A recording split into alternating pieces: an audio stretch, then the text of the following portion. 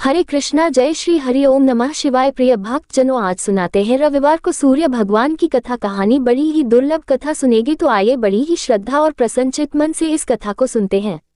चलो कथा सुनाते हैं। ओम श्री सूर्य नमः। सुनिए रविवार व्रत की कथा। प्राचीन काल में एक राजा था और एक रानी थी। उनके पास सिपाही, घोड़े, दासियां, दास, धन दौलत सब कुछ था। सिर्फ उनकी संतान नहीं थी। इसी कारण वे दोनों राजा रानी बहुत दुखी रहते थे। संतान प्राप्ति के लिए उन्होंने हर तरह के दान, धर्म, धार्मिक अनुष्ठान, जप, मंत्र, पूजा पाठ आदि सब किया, लेकिन इससे उनका कोई फायदा नहीं हुआ। जब राजा और रानी वृद्ध होने लगे तो दोनों को बहुत ही चिंता हो गई। वे दोनों सोच में पड़ गए कि अब हमारे इतने बड़े राज्य का क्या होगा। कौन बनेगा इस राज्य का वारिस, कौन लेगा प्रजा की जिम्मेदारी। राजा और रानी दिन रात इसी चिंता में घुटने लगे। उन्हें खाने और पीने की भी सुध नहीं रहती थी। तो एक सुबह राजा के दरबार में एक साधु आता है तो दासी रानी को इत्तला करती है। तब वह दासी से कहती है, यह मेरा अंतिम दान धर्म है, इसके बाद मैं अपने हाथों से कोई दान धर्म नहीं करूंगी। रानी चावल भरा छाछ हाथ में लेकर बाहर आती है और साधु की झोली में भिक्षा डालने आगे बढ़ती है तो उसके चेहरे पर छाई उद्विग्नता साधु की दृष्टि में आती है। वह उससे पूछता है कि रानी साहिबा, आपको क्या हुआ है, आपको क्यों इतनी उदासी हो गई है। तब रानी साधु को सारी हकीकत बताती है और सिसकने लगती है। उस पर वह साधु कुछ पल गंभीर हो जाता है और कहता है कि चिंता मत करो रानी साहिबा, आपकी संतान की इच्छा पूरी हो जाएगी। आपकी कोख से एक पुत्र का जन्म होगा, मात्र वह 14 साल तक ही आप लोगों को मिलेगा। इसके आगे वह जीवित नहीं रह पाएगा। इससे बढ़कर आपको कुछ देना मेरे लिए संभव नहीं है। अपनी बात पूरी करते उसने अपनी झोली में हाथ डाला। झोली में हाथ डालकर थोड़ी सी भूत निकालकर उसने रानी को दी और कहा, आप और महाराज दोनों इसे बांटकर ग्रहण कर लेना, तुम्हें जल्द ही पुत्र की प्राप्ति होगी। और वह साधु अपनी राह को चला गया। उसके जाने के बाद रानी सोचने लगी कि 14 साल तो 14 साल ही सही, उतने समय के लिए हमें पुत्र तो मिलेगा, यही काफी है। उतने साल तक मैं उसे जी जान से बड़ा करूंगी, उसे ढेर सारा प्यार और दुलार करूंगी, अपनी संतान की मुराद पूरी करूंगी। उस रात अपना सारा राजगास खत्म करके राजा जब रानी के महल में गए तो रानी ने राजा को सारी बात बता दी और साधु की दी हुई भूत राजा को दिखाकर बोली कि साधु महाराज ने ये भूत हम दोनों को ग्रहण करने के लिए दी है। राजा बोले, इतना दान और धर्म किया, जप और तप किया, उसका कोई फल नहीं मिला। अब इस भूत से हमें क्या संतान प्राप्त होगी। उस पर रानी बोली, जब इतना सब कुछ कर लिया तो अब ये भी सही क्यों हम उस साधु के क्रोध को बुलावा दें। राजा को अब किसी बात पर विश्वास नहीं था, पर रानी को दुख ना पहुंचे इसलिए वह राजी हो गया और राजा रानी दोनों नहाते धोते हैं। फिर अपने भगवान का नाम का स्मरण करते हैं, अपने पुरखों को स्मरण करते हैं और उस साधु महाराज का नाम स्मरण करके वह भूत बांटकर दोनों खाते हैं। उसके बाद दोनों निश्चित होकर सो जाते हैं। तो कुछ दिन गुजर जाते हैं और साधु द्वारा कहे अनुसार रानी गर्भवती हो जाती है। उस पर राजा और रानी दोनों की खुशी गगन में नहीं समाती। राजा रानी से बोलते हैं, महारानी सचमुच साधु महाराज की कृपा हो गई। तो 9 महीने बाद रानी ने एक सुंदर पुत्र को जन्म दिया। राजा ने बड़ी धूमधाम से पुत्र का नामकरण किया। सारे राज्य में 8 दिन तक अंशतर्पण रखा, उत्सव मनाया गया। आप पुत्र की कुंडली देखने के लिए राज्य के सबसे विद्वान पंडित जी को बुलाया गया। जो कुंडली देखकर पंडित जी बड़े चिंतित हो गए। कहने लगे, महाराज हमारा राजपुत्र सिर्फ 14 साल तक हमारे पास रहेगा। राजा को इस बात की भनक तो थी ही, रानी को भी साधु महाराज की बात याद थी। दोनों चुप रह जाते हैं। उसके बाद राजा और रानी बड़े प्यार से बेटे की परवरिश करते हैं, उसकी हर ख्वाहिश पूरी करते हैं और थोड़े समय के लिए ही सही भगवान ने संतान की अपनी मुराद पूरी कर ली। इससे वे समाधान मानते हैं। राजपुत्र दिन प्रतिदिन बड़ा होता है। जब वह 7 साल का हो जाता है तो राजा एक अच्छे गुरु की नियुक्ति करके उसे पढ़ाई लिखाई, घुड़सवारी आदि 12 विद्याओं का शिक्षण देते हैं। जब वह सब शास्त्र विद्या में पारंगत हो जाता है और 12 साल की उम्र का हो जाता है तब एक अच्छी सी राजकन्या खोजकर उसकी शादी करा देते हैं। तो 2 और साल बीत जाते हैं। बेटा 14 साल का हो जाता है। एक दिन राजपुत्र राजा से बोलता है, पिताजी मैं अपना सारा राज्य घूमकर देखना चाहता हूँ। आज तक मैंने सिर्फ इस रजवाड़े के अतिरिक्त कुछ देखा नहीं है। बेटे की बात सुनकर राजा चिंतित हो जाते हैं क्योंकि पुत्र को 14वां साल शुरू हुआ ही था। अब कोई अनहोनी होने का वक्त नजदीक आ पहुंचा था, लेकिन राजा ये सब बातें पुत्र को बता नहीं सकता था। राजा अपने चेहरे पर खुशी लाकर बेटे से कहता है कि हाँ हाँ जरूर जाओ बेटा, तुम्हें अपना सारा राज्य घूमकर देखना चाहिए। कहाँ क्या है ये सब जानना चाहिए। कल मेरे बाद तुम ही को तो राजा बनना है। मात्र एक बात का ध्यान रखें, तुम जहाँ जा रहे हो, क्या कर रहे हो, ये बात अपनी पत्नी को नहीं बताना। पुत्र कहता है, ठीक है पिताजी, आपने जो कहा है मैं वैसा ही करूँगा। राजपुत्र दिन भर अपनी पत्नी के साथ रहता है, खुशियां मनाता है और रात को 12 बजे वो उठकर बाहर चला जाता है। फिर सुबह होने से पहले वापस अपने महल में आकर सो जाता है। ऐसा बहुत दिनों तक चलता रहा और पुत्र का 14वां साल खत्म होने में कुछ ही दिन बाकी रहे थे। इतने में उसकी पत्नी यानी छोटी रानी रात में जाग जाती है। वह देखती है कि बिस्तर पर राजपुत्र नहीं है। वह महल में सब जगह देखती है तो राजपुत्र कहीं भी नजर नहीं आते तो वह क्या करती, किससे कहती? वह चुपचाप रहती है। फिर वह सुबह होने पर देखती है कि उसका पति अपनी जगह सोया हुआ है। वह पति से कुछ नहीं पूछती है, लेकिन दूसरी रात भी जब वैसा ही होता है, तीसरी और चौथी रात और कुछ दिनों तक ऐसा ही चलता रहता है। तब रानी बहुत ही चिंतित हो जाती है।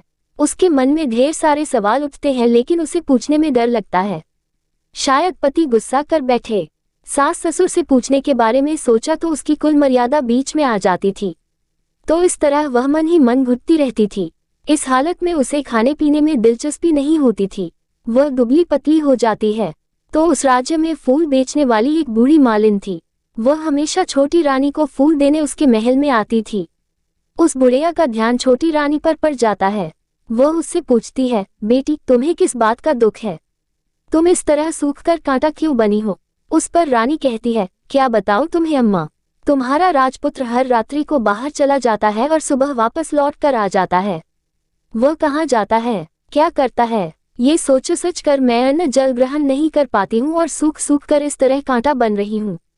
बुढ़िया सब बात सुनकर उसे एक उपाय बताती है कि बेटा ऐसा करना, आज रात को तुम सोना मत, उसके पीछे जाकर देखना कि वह कहाँ जाता है, क्या करता है और उसकी अच्छी तरह से पहरेदारी करना। तो छोटी रानी बोली कि अगर मुझे नींद आ गई तो बुढ़िया बोली कि तुम्हें नींद न आए इसलिए एक काम करना, अपने बाएं हाथ की उंगली में एक जख्म कर देना, उस पर थोड़ी सी मिर्ची छिड़कना, उससे तुम्हें बड़ी जलन होगी और उस पीड़ा से तुम्हें रात भर नींद नहीं आएगी।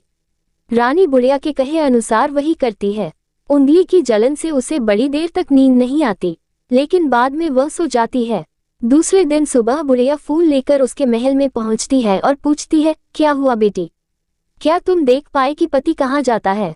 रानी कहती है, नहीं अम्मा, पहले कुछ समय जलन के कारण मुझे नींद नहीं आई, पर कुछ देर के पश्चात मैं सो गई। बुढ़िया कहती है, कोई बात नहीं, आज तुम उंगली पर पहले से थोड़ा बड़ा जख्म करना और ज्यादा मिर्च लगाना। तो रानी ने वैसा ही किया, परंतु वह सिर्फ पति को बाहर निकलते हुए देख पाती है, उसके पीछे नहीं जा सकती क्योंकि उसे फिर से नींद आ जाती है। दूसरे दिन सुबह बुढ़िया आती है तो उसके पूछने से पहले ही रानी रोककर कहती है, अम्मा मैं आज भी उसकी पहरेदारी ठीक तरह से नहीं कर पाई। बुढ़िया कहती है, रोना नहीं बेटी, सब कुछ ठीक हो जाएगा। तुम आज रात जख्म और बड़ा करना और उस पर ज्यादा मिर्ची लगाना और एक काम करना कि जब वह जाने के लिए निकलता है तब उसका रास्ता रोकना। बुढ़िया ने जैसा बताया रानी ने वैसा ही किया। आज रात उसे नींद नहीं आती है। पति जब रात को महल से निकलने के लिए चलने लगता है तो वह बुढ़िया ने जैसा बताया वैसे ही करती है।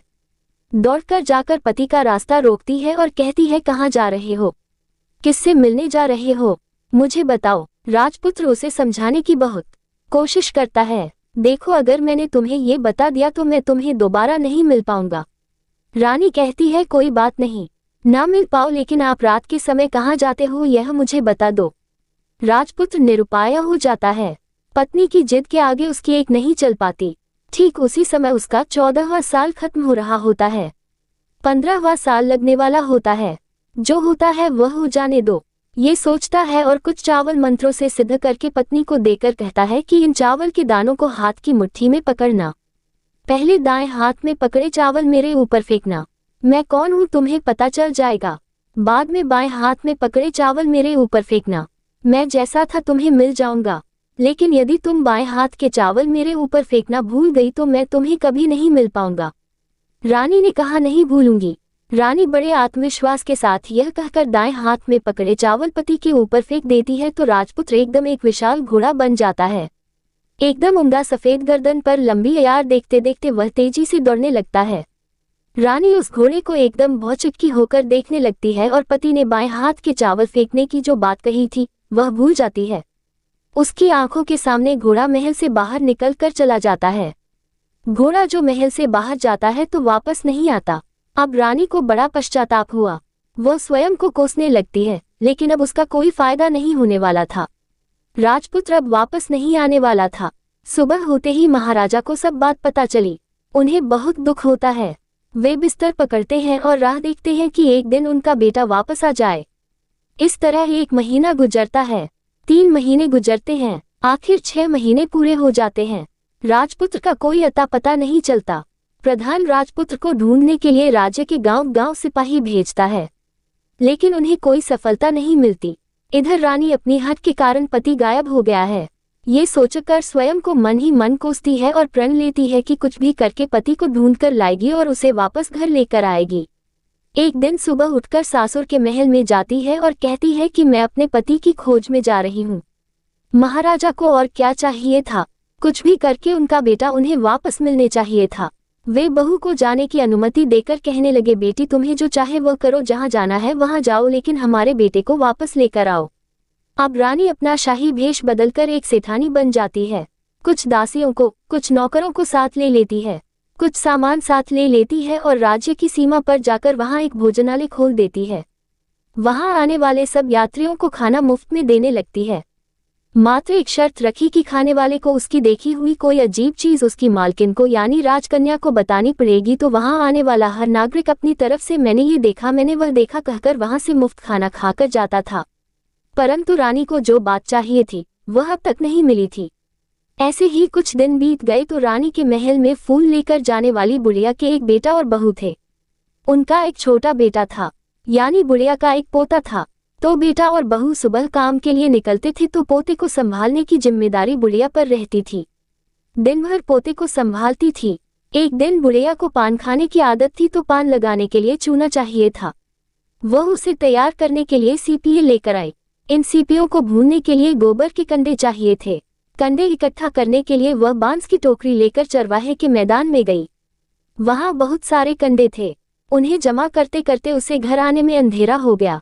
इस ओर शाम होते ही काम से वापस आकर बेटा और बहू घर पहुंचे तो देखा कि बच्चा घर पर अकेला है और रो रहा है। वे दोनों गुस्से से लाल पीले हो गए। इतने में बुढ़िया घर आ पहुंची। बेटे ने पूछा, पोते को घर अकेला छोड़कर कहाँ गई थी? बुढ़िया बताने लगी कि मैं गोबर के कंडे इकट्ठा करने गई थी। इस पर बेटा बोला, दोबारा बच्ची को अकेला घर पर छोड़कर यदि कहीं गई तो मैं तुम्हें बहुत पीटूंगा। बुढ़िया कहने लगी, नहीं बेटा, फिर कभी ऐसा नहीं करूंगी। लेकिन दूसरे ही दिन बुढ़िया वह बात भूल गई और फिर चरवाहे के मैदान पर कंडे इकट्ठा करने चली गई। शाम को जब बेटा और बहू काम से वापस लौटे तो देखा कि बच्चा घर पर अकेला है और रो रहा है। अब उसके बेटे की सहन शक्ति खत्म होने लगी और बुढ़िया के वापस आने पर उसे घर से निकाल दिया। बुढ़िया रात भर घर के बाहर अंधेरे में बैठी रही और सुबह होते ही हाथ में टोकरी लेकर कंडे इकट्ठा करने के लिए निकल गई। उस दिन उस पर कंडे इकट्ठा करने का मानो पागलपन सवार हो गया था। कंडे इकट्ठा करते करते जब अंधेरा हो गया उसे मालूम ही नहीं चला। उसे जब ध्यान आया तो गांव का रास्ता भी ठीक तरह से दिखाई नहीं दे रहा था। वह अंधेरे में आंखें फाड़कर देखती देखती किसी तरह आगे निकल पड़ी तो एक कपिला गाय छन छन की आवाज करती गली की घंटी बजाते ठुमक कर उस मैदान पर आ गई। उसे देखकर बुढ़िया सोचने लगी कि इस गाय के पीछे पीछे जाऊंगी तो गांव तक पहुंच जाऊंगी। तब बुढ़िया उसके पीछे पीछे जाने लगी। वह गाय उस मैदान से लेकर एक एक करके 6 मैदान पार करती है। आखिर में वह 7वें मैदान तक पहुंचती है तो क्या होता है कि उस मैदान पर एक बड़ा सा पत्थर है। गाय जाकर उस पत्थर को अपना सींग मारती है। जब गाय ने सींग मारा तो वह पत्थर दूर हट गया और पाताल में नीचे जाने की सीढ़ियां दिखाई देने लगी। तब वह गाय उन सीढ़ियों से नीचे जाने लगी। बुढ़िया वह सब देख रही थी और झट से जाके गाय की पूंछ को पकड़ लिया। वह गाय के साथ नीचे पाताल में पहुंच गई और तुरंत ही गाय की पूंछ छोड़ दी और इधर उधर देखने लगी। उसने देखा कि वहां दीप और दिए जलते हैं और तेज रोशनी गाय के ऊपर पड़ती है और वहां अद्भुत घटनाएं घटने लगती है। गाय के नीचे जाते ही उसके गले में अपने आप साल पड़ गई और छमछम करके कोई दूधाड़ी में गाय का दूध दुबने लगा। लेकिन जो भी कोई वह कर रहा है वह मात्र दिखाई नहीं दे रहा है। बुढ़िया बहुत घबरा गई, कहाँ आकर फंस गई ये सोचने लगी और यहाँ वहां छिपने के लिए जगह ढूंढने लगी, लेकिन उसे कहीं भी जगह नहीं मिली। हर जगह उजाला ही उजाला था तो वह एक कोने में खड़ी हो गई और जो कुछ सामने हो रहा था उसे चुपचाप देखने लगी। उसने देखा कि वहां एक उम्दा सफेद घोड़ा और 2 कुंड थे। उसमें से एक कुंड में उस घोड़े ने छलांग लगाई और ऊपर आ गया और उस घोड़े को अब राजपुत्र का रूप प्राप्त हो गया। उसने दूसरे कुंड के पानी में स्नान किया। वहां रखे नए कपड़े पहने और नजदीक ही एक सुंदर पलंग था, उस पर आकर वह बैठ गया। उसके सामने अपने आप 5 पकवानों की थाली आ गई, दूध की एक प्याली भी आ गई, 5 सुपारी आ गई। उसके सामने एक दिया जलता रहा और राजपुत्र ने खाना खाया, पानी पिया, 5 सुपारी खाए और बिस्तर पर लेट जाने से पहले सूर्य देव का स्मरण करके सामने जलते हुए दिए से पूछा, हे दीपंकर, मेरे माता पिता क्या कर रहे हैं? दिया बताने लगा, बेटे के शोक में डूबे हैं। राज कौन संभाल रहा है? तो उसने बोला कि राज्य प्रधान संभालते हैं। उसने पूछा कि मेरी पत्नी क्या करती है? तो दिए ने बोला कि उसने चौराहे पर भोजनालय शुरू किया है और आते जाते लोगों से वह नई खबर के बारे में पूछती रहती है। दिए के यूं कहते ही राजपुत्र कहने लगा कि ठीक है। उसके बाद वह सो गया। बुढ़िया कोने में खड़ी हुई सब देख रही थी। ऐसी अद्भुत घटना उसने जिंदगी में पहली बार देखी थी। उसे अंदर ही अंदर चिलबुलाहट होने लगी। वह अपनी भूख प्यास भूल गई और आगे क्या होता है कि उसे उत्सुकता से देखने लगती है। लेकिन उसके बाद और कुछ घटनाएं नहीं घटती। रात गुजर गई और सुबह हो गई। पलंग पर सोया हुआ राजपुत्र उठा और फिर से पहले वाले कुंड में छलांग लगाई तो अब वह फिर से घोड़ा बनकर कुंड से बाहर आ गया। वह तेजी से उच्च पाताल नगरी से बाहर निकल गया, लेकिन वह कहाँ गया बुढ़िया को कुछ पता नहीं चला।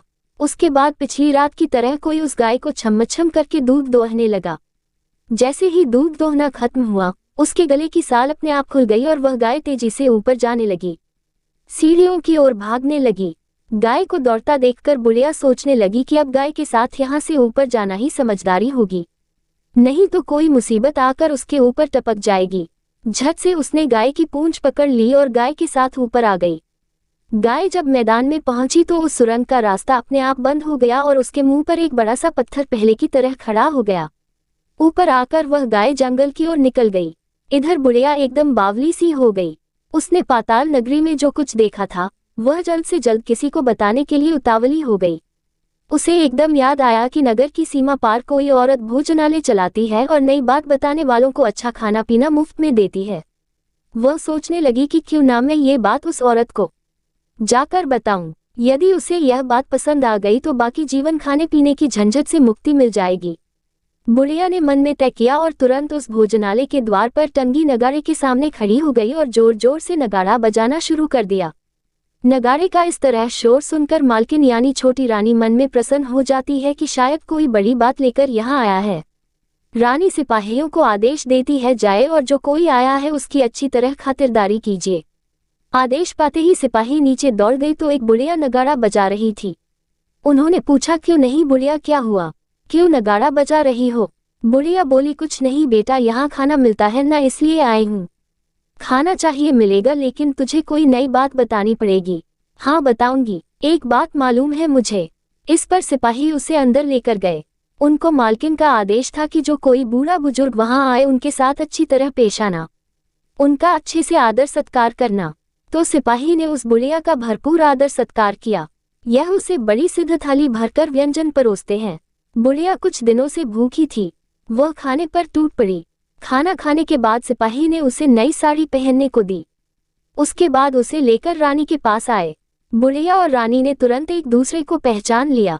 तब रानी ने बुढ़िया से कहा कि अम्मा, अब बताओ तुमने क्या नई बात देखी है?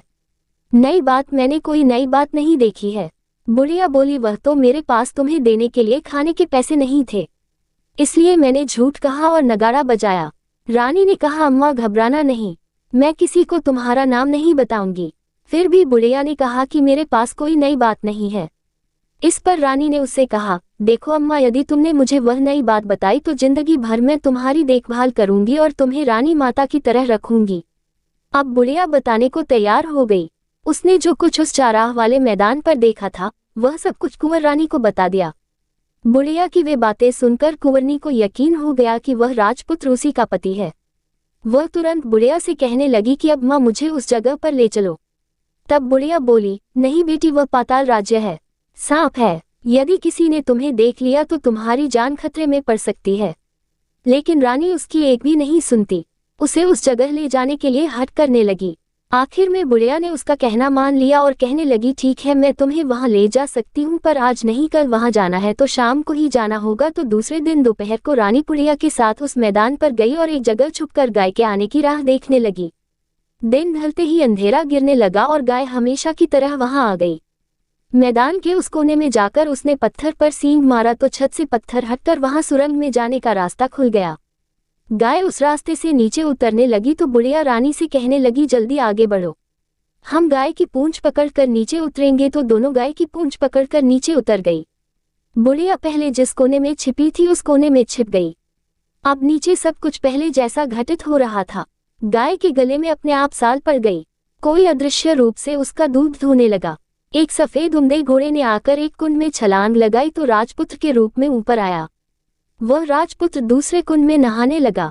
बाद में उसके सामने खाने की थाली आ गई, दूध की प्याली आ गई, पान का बीड़ा आ गया।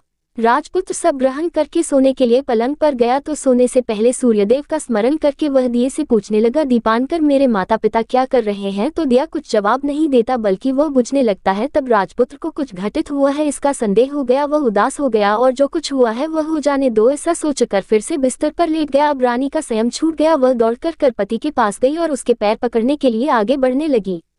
राजपुत्र तुरंत ही पत्नी को पहचान गया। वह छत से पीछे हट गया और चिल्लाने लगा, नहीं नहीं मुझे मत छूना, सर्वनाश हो जाएगा। रानी दोनों हाथ जोड़कर पति से अपनी भूल स्वीकार करने लगी। स्वामी मुझसे भूल हो गई, मुझे आपसे नहीं पूछना चाहिए था कि आप रात को कहाँ जाते हो। मैं अपनी भूल स्वीकार करती हूँ, मुझे मेरी भूल की सजा मिल गई है। अब आप घर चलो, आपके वियोग में आपके माता पिता ने बिस्तर पकड़ लिया है, आपकी प्रजा भी बहुत दुखी है। उस पर राजपुत्र कहने लगा, वही तो एक बार तुम गलती कर बैठी हो, अब दोबारा मत करना, नहीं तो अब मैं तुम्हें जो देख रहा हूँ वह अभी नहीं देखूंगा। रानी अब विलाप करने लगी, जोर जोर से जमीन पर सिर पटकने लगी। राजपुत्र के मन में उसके प्रति दया उत्पन्न हो गई। वह उससे कहने लगा, यदि तुम मुझे पाना चाहती हो तो तुम्हें एक काम करना होगा। काम कठिन है लेकिन वह तुम्हें अकेले ही करना होगा। रानी ने कहा, कहो स्वामी, कितना भी कठिन काम हो मैं वह पूर्ण करूंगी। रानी कहने लगी। इस पर राजपुत्र ने उसे बताया, इस पाताल से ऊपर जाते ही तुम्हें एक घना जंगल नजर आएगा। ऐसे 6 जंगल पार करने के पश्चात तुम्हें एक 7वां जंगल मिलेगा। वह जंगल सबसे घना है। उस जंगल के बीचों बीच एक पीपल का पेड़ है। उसके आसपास की जगह पत्ते, फंदे, जटाएं आदि से ढक चुकी है। वहां बाघ, शेर, सांप और भालू बैठते हैं। तुम्हें उन सबको भगाकर वह जगह साफ करनी है। उसको गोबर से लिपाई करके पवित्र बनाना है, रंगोली से सजाना है। उसके बाद वहां धूप, कपूर, अगरबत्ती जलानी है। फूल और कुमकुम से पेड़ की पूजा करनी है। दूध और दही से बने चावल का भोग चढ़ाना है। ये सब तुम्हें दोपहर को 12 बजे से पहले करना है। 12 बजे बजने के समय तुम्हें उस जगह पर बैठकर सूर्य भगवान का ध्यान करना है। ठीक 12 बजे सूर्य भगवान का रथ वहां उतरेगा। वे सब देखकर खुश हो जाएंगे और कहेंगे कि जिस किसी ने भी यह सब किया है उसे मैं मनचाहा फल दूंगा। तो तुम सामने जाकर उसके रथ का दाहिना घोड़ा मांगना, मैं तुम्हें मिल जाऊंगा। इतनी बात कहकर राजपुत्र अपने पलंग पर सो गया और छोटी रानी भोर होने की राह देखने लगी। भोर होते ही वह बुढ़िया के साथ गाय की पूंछ पकड़कर ऊपर आ गई। ऊपर आने के बाद वह बुढ़िया से कहने लगी, अम्मा, अब मैं अकेले ही आगे जाऊंगी, तुम भोजनालय वापस चली जाओ। वह जंगल में जाकर राजपुत्र की बताई जगह ढूंढने लगी और स्वयं आरी से वह जगह साफ कर दी। बाद में राजपुत्र ने जैसे बताया वैसे ही लिपाई पोताई करके वापस आ गई। दूसरे दिन सुबह होने से पहले उठी और जंगल में उस जगह पहुंची। वहां जाकर इत्र और गुलाब का पानी छिड़क कर उस जगह सुगंधित धूप अगरबत्ती जलाकर उसे पवित्र किया और पूजा की सब सामग्री वहां तैयार कर सूर्य भगवान का ध्यान करके बैठ गई। जैसे कि पति ने बताया था कि दोपहर को ठीक 12 बजे सूर्य भगवान का रथ उस पीपल के पेड़ पर आकर रुका है। सूर्य भगवान ने जब रथ से नीचे देखा तो सुगंधित वातावरण देखकर वे बहुत प्रसन्न हो गए। फिर वे बोले, जिस किसी ने ये काम किया है वह यहाँ आकर आज मुझसे कुछ भी मांगे मैं उसे दे दूंगा। रानी ने जब ये शब्द सुने तो बिना समय गवाए दौड़कर उनके सामने आ गई और उनको साष्टांग नमस्कार करके बोली, भगवान वह मैं ही हूँ, मैंने ही यह जगह साफ की है। अच्छा तो तुम्हें जो चाहिए वह मांगो। भगवान मुझे आपके रथ का दाहिना घोड़ा चाहिए। सूर्य भगवान बोले, नहीं नहीं, मैं तुम्हें और कुछ भी दे सकता हूँ लेकिन ये घोड़ा नहीं दे सकता। मेरे रथ के 12 घोड़े हैं, तुम चाहो तो कोई और घोड़ा मांग लो लेकिन ये दाहिना घोड़ा नहीं। वह मैं तुम्हें नहीं दे सकता। छोटी रानी ने एक नहीं सुनी। वह सूर्यदेव से एक ही बात कह रही थी, वही दाहिना घोड़ा दे दीजिए, नहीं तो मैं आपके पैरों में गिरकर अपनी जान दे दूंगी। अब सूर्यदेव धर्म संकट में पड़ गए। उन्होंने वचन दे दिया था, अब अपने वचन से पलट भी तो नहीं सकते थे। ठीक है, दे दिया तुम्हें घोड़ा। सूर्यदेव ने कहा, फिर एक बात और भी कही, देखो मैंने तुम्हें घोड़ा तो दे दिया है, लेकिन वो तुम्हें यहाँ नहीं मिलेगा, तुम्हें उसे पाताल में जाकर लाना होगा। रानी बोली, पाताल में ही क्यों भगवान, मैं उन्हें पाने के लिए कहीं भी जा सकती हूँ। रानी को वचन देकर सूर्यदेव अपने मार्ग को चले गए और इधर रानी जंगल से अपने भोजनालय में आ गई। फिर वह बुढ़िया को लेकर उस मैदान पर आ गई और जल्दी ही शाम हो गई। शाम होते ही वहां वह गाय आ गई और उसने सींग मारकर सुरंग का पत्थर हटाया और नीचे उतरने लगी। रानी और बुढ़िया जल्दी जल्दी उसकी पूंछ पकड़कर नीचे उतर गई। नीचे पाताल में सब घटनाएं पहले की तरह ही घटने लगी। घोड़े का एक कुंड में नहाकर राजपुत्र बन जाना, नहा धोकर पलंग पर जाकर बैठना तो उसे खाने की थाली, दूध की प्याली आना, पान का बीड़ा आना। लेकिन आज एक नई बात घटी। आज दो दो थाली, दो दो दूध की प्याली और दो दो पान के बीड़े उसके सामने आए। वह कुछ नहीं बोला, अपने हिस्से की थाली खाकर, दूध पीकर और पान का बीड़ा चबाकर वह सोने चला गया और हमेशा की तरह दिए से पूछने लगा, दिए दिए दीपनकर, मेरे माता पिता क्या करते हैं? दिए ने बताया, वे दोनों तुम्हारे शोक में मरने की स्थिति में पहुंच गए हैं। ऐसा झट से उसकी आंखों में आंसू टपकने लगे। फिर वो पूछने लगा, दिए दिए दीपनकर, मेरा राज्य कौन चला रहा है? तुम्हारा राज्य प्रधान चला रहा है और वह सब कुछ हड़प चुका है। वह प्रजा पर बहुत अत्याचार कर रहा है। ये सुनकर राजपुत्र को बहुत गुस्सा आया। वह गुस्से से अपनी मुट्ठी भेजने लगा। अब वह पूछने लगा, दिए दिए दीपनकर, मेरी पत्नी क्या कर रही है? अब दिया कुछ नहीं बोला और चुप रहा। अब रानी का संयम जवाब दे गया। वह दौड़कर पति के गले लग गई। अब मैं तुम्हें मिल गया। राजपुत्र कहने लगा, सच कहते हो, अब आप फिर से घोड़ा तो नहीं बनोगे ना? नहीं, दोबारा घोड़ा नहीं बनूंगा। तुमने जो इतने सारे कष्ट उठाए हैं मुझे पाने के लिए, इसलिए सूर्यदेव ने मुझे सदा के लिए घोड़े के जन्म से मुक्त कर दिया है। राजपुत्र ने बड़े प्यार से कहा और उसे गले लगाया। उसके आंसू पोंछे और कुछ देर के पश्चात सुबह हो गई तो गाय की श्रृंखला टूटकर वह ऊपर भूलोक जाने लगी। रानी, राजपुत्र और बुढ़िया उसकी पूंछ पकड़कर ऊपर आ गए। ऊपर आने पर वे सीधे भोजनालय में पहुंचे। वहां का सब सामान लोगों में बांट दिया और उसको ताला लगाकर अपने राज्य में लौट आए। राजपुत्र वापस आता है और उसके तेवर देखकर प्रधान घबरा जाता है। राजपुत्र ने उसे बंदी बनाकर कैदखाने में डाल दिया और राज्य की बागडोर अपने हाथ में ले ली। उसके बाद वह अपने माता पिता को मिलने उनके महल में गया। तब राजपुत्र क्या देखता है कि उसके माता पिता उसके शोक में अस्थि पंजर बने हुए हैं। पुत्र को वापस आया देखकर मरनासन राजा रानी की आंखों से टप टप आंसू बहने लगे। इन दोनों ने पुत्र को गले लगा लिया, उसे प्यार से सहलाया और इतना होने के बाद उनकी सेहत में एकदम सुधार आने लगा। वे अब बिस्तर से उठकर बैठ गए हैं, पुत्र को आशीर्वाद देने लगे हैं। राजपुत्र के आने की खबर तुरंत ही राज्य में फैल गई। प्रजा खुशी से फूली नहीं समाई। प्रजाजन राजमहल के सामने इकट्ठा हो गए। राजपुत्र ने भी उन्हें दर्शन दिए और आज से उन्हें कोई दुख नहीं पहुंचाएगा, ऐसा वचन भी दिया। अब राजा अपने पुत्र का राज्याभिषेक करके उसे सिंहासन पर बिठाता है और बहू को महारानी का दर्जा देता है और स्वयं अपनी पत्नी के साथ ईश्वर स्मरण करते खुशी से दिन बिताता है। महाराजा बना राजपुत्र अच्छी तरह से राज्य चलाने लगा और अपनी पत्नी के साथ सुख शांति से जीवन बिताने लगा। उस बुढ़िया को रानी ने अपने ही पास रख लिया और उसकी अच्छी तरह से देखभाल करने लगी। बुढ़िया और उसके बुढ़ापे के दिन खुशी से गुजरने लगे। प्रेम से बोलिए सूर्यनारायण भगवान की जय। आपको आज की कथा पसंद आए तो वीडियो को लाइक करना मत भूलिएगा, शेयर कीजिएगा, कमेंट में भगवान श्री सूर्यनारायण की जय लिखिएगा और हमारे हिंदी स्टोरी चैनल को भी सब्सक्राइब धन्यवाद करिएगा।